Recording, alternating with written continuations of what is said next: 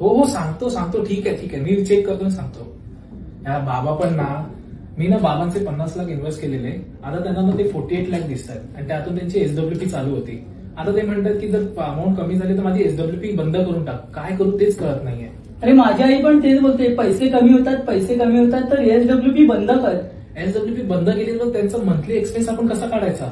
Invested पैसेच कमी होणार असतील तर एसडब्ल्यूपी बंद केलेलीच बरी ना. मला पण तेच वाटतंय. मार्केटचा तर डाऊनफॉल झालेलाच आहे तर आपण एसडब्ल्यूपी बंदच करूयात असं वाटतं मला. मग डाऊनफॉल मार्केटला एसडब्ल्यूपी चालू ठेवायची का? जर मी 50 लाख वेगवेगळ्या 4 हायब्रिड स्कीम मध्ये 2015 मध्ये इन्व्हेस्ट केले असते आणि 33,000ची एसडब्ल्यूपी चालू ठेवली असेल तर काय होतं त्याचं ते बघूया.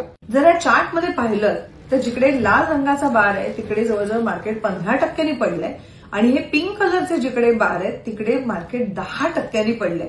मग आता माझ्या एसडब्ल्यूपीच्या व्हॅल्युएशनचं नक्की काय झालं असेल, माझ्या 50 लाखांचं काय झालं असेल ते बघूया.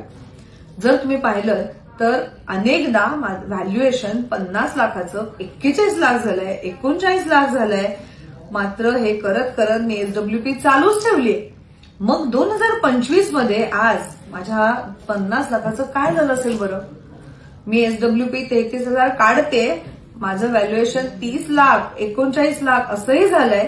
मात्र 2025 मध्ये आज माझे 76 लाख झालेले आहेत.